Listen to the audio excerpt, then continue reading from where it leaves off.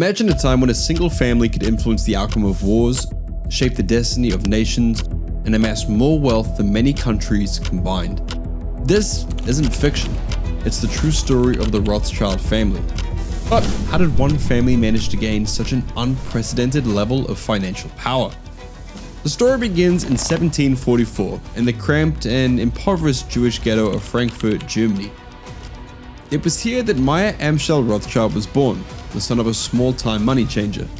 Picture a young Meyer, barely a teenager, standing behind the counter of his father's tiny shop. The air was thick with the scent of old coins and musty ledgers. This humble setting would become the unlikely birthplace of a financial empire. Meyer's early years were marked by hard work and determination. He spent countless hours poring over financial records, learning the intricacies of currency exchange, and building relationships with local merchants. His dedication didn't go unnoticed. By his early 20s, Meyer had caught the attention of the wealthy and powerful landgraves of Hesse-Kassel. This connection would prove to be a turning point in Meyer's life. He became a court factor, managing the finances of the landgraves. It was a position that required trust, discretion, and financial acumen, all qualities that Meyer possessed in abundance. He used this opportunity to expand his network, gain invaluable experience, and slowly but surely build his own wealth. The name Rothschild itself has an interesting origin. It comes from this German phrase zum roten Schild, meaning at the red shield.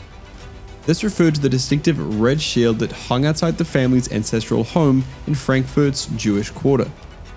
Little did anyone know that this simple red shield would one day become synonymous with unimaginable wealth and influence. Meyer's business grew, so did his family. He had 5 sons, and in a stroke of brilliance, he realized that they could be key to expanding his empire beyond Frankfurt. In a move that would change the course of financial history, Meyer sent each of his sons to establish banking branches in major European cities.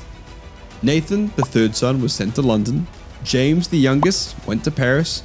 Solomon headed to Vienna, Karl to Naples, and the eldest, Amschel, remained in Frankfurt with his father. This strategic placement created an international network that allowed the Rothschild to move money and information across borders with unprecedented speed and efficiency. The timing of this expansion was perfect. England was in the midst of the Napoleonic Wars, and governments were in desperate need of funds.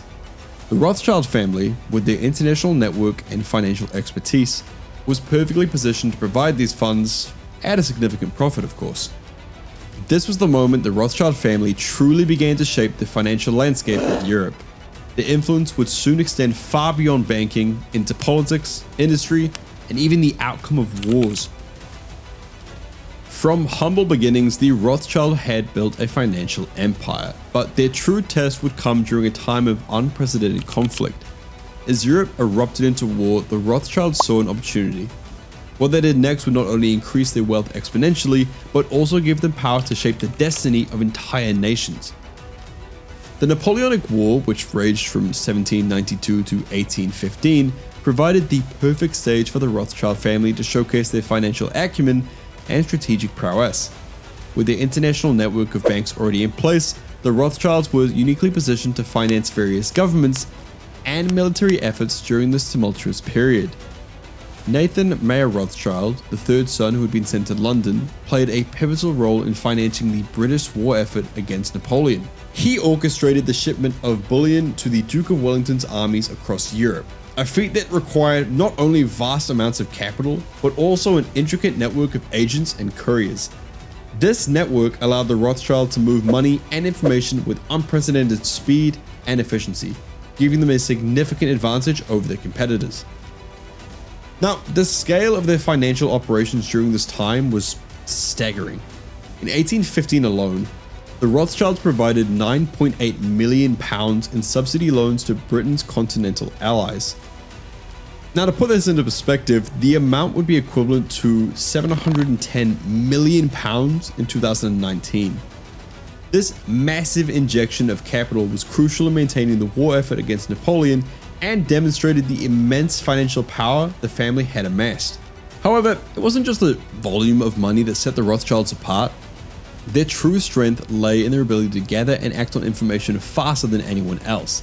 And perhaps the most famous example of this information advantage that they had occurred during the Battle of Waterloo, where Nathan received news of Wellington's victory a full day ahead of the government's official messengers. This advanced knowledge allowed him to quickly act in the financial markets, making one of the most audacious moves in financial history. With the news of the British victory still unknown to the public, Nathan began buying up British government bonds at a high price. Now, this move confused other market participants who assumed that Britain must have lost the battle. However, when the news of Wellington's victory finally broke, the bond market surged. Nathan's foresight and bold action resulted in a staggering 40% profit on his investment just 2 years later. The family's ability to finance governments and militaries during the Napoleonic Wars wasn't just about making money. It gave them unprecedented influence over the affairs of nations. By providing or withholding funds, they could effectively shape the course of war and, by extension, the future of Europe itself. Their financial support was crucial in maintaining the coalition against Napoleon. Without the family's ability to quickly move large sums of money across borders, it's possible that the Allied forces would have struggled to maintain their campaigns. In essence, their family's financial network became a powerful weapon in the fight against Napoleon. As the wars came to an end, the family emerged as the undisputed masters of European finance. Their wealth had grown exponentially, but more importantly, they had cemented their reputation as the go-to finances for governments in need. Now, this position of trust and influence would serve them well in the decades to come. The Rothschilds had conquered the world of finance, but for this ambitious family, it wasn't enough. As Europe entered the age of industry, they saw an opportunity to extend their influence far beyond the realm of money. As the 19th century progressed, the family recognized that the future of wealth and power lay not just in banking, but in the Industrial Revolution itself.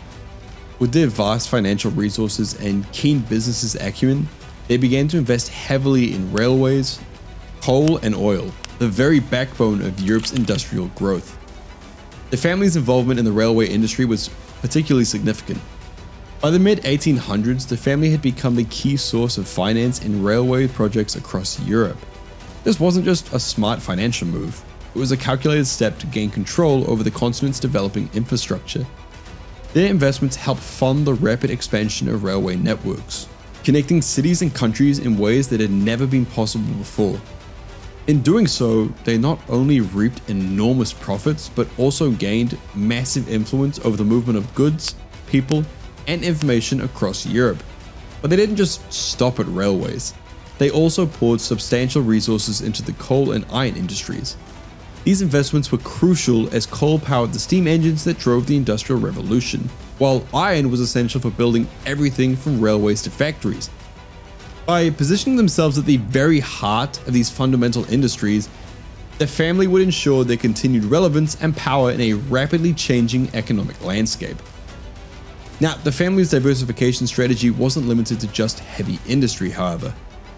In a move that showcased their business versatility, they expanded into winemaking.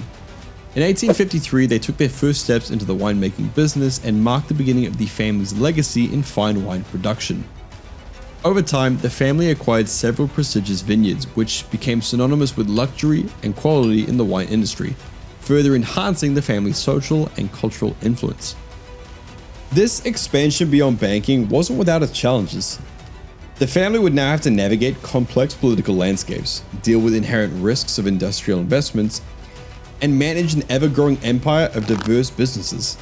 However, their international network, combined with their financial expertise and strategic foresight, allowed them to overcome these obstacles and continue to thrive.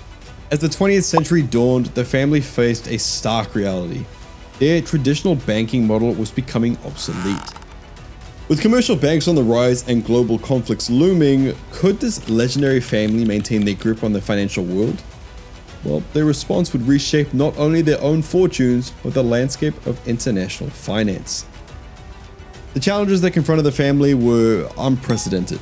Commercial banks began to dominate the financial landscape, eroding the family's once unassailable position in the banking world. This shift forced the Rothschilds to reevaluate the business model and adapt to a changing world. However, the greatest test came with the outbreak of World War II. The conflict that engulfed Europe struck at the heart of the Rothschild Empire. In Austria, the family's assets were seized by the Nazis, dealing a severe blow to their financial holdings. Many family members were forced to flee Europe, leaving behind generations of wealth and influence. Now, the post-war era brought new challenges. In 1982, the family faced a pivotal moment when their French bank was nationalized by the socialist government. This move was a significant setback for the family, yet true to their history of resilience, the Rothschilds didn't simply accept defeat. Instead, they adapted. In the wake of nationalization, they launched a new entity, a new Rothschild bank to their name. This new venture marked a shift in strategy, focusing on asset management and advisory services rather than traditional banking. This pivot proved successful. The family's ability to evolve with the times allowed them to maintain their relevance in the financial world. Their newly established Edmond de Rothschild Group, founded in 1953, expanded its operations to 15 countries worldwide, specializing in asset management and private banking. However, the journey wasn't without missteps. They acknowledged a significant strategic error, stating, "We never seized the initiative in America, and that was one of the mistakes my family made." Today, the Rothschild legacy continues through various financial entities and family branches. While it may not wield the same level of influence they once did over the European monarchs and governments, their impact on the financial world remains significant. The family's journey from banking pioneers to modern financial advisors serves as a testament to their resilience and ability to adapt to changing times. The family's journey from small money-changing shop in Frankfurt to global financial powerhouse is a testament to their business acumen and adaptability. Over generations, they've weathered wars, economic upheavals, and societal changes, always finding ways to maintain their influence in the world of finance. Now, estimating the family's current wealth is challenging due to their private nature and division of assets among numerous descendants. While exact figures are elusive, financial experts suggest their combined net worth could be in the tens of billions of dollars as of 2024. The Rothschild story offers valuable insights into the interplay between wealth, power, and adaptability in shaping economic landscapes.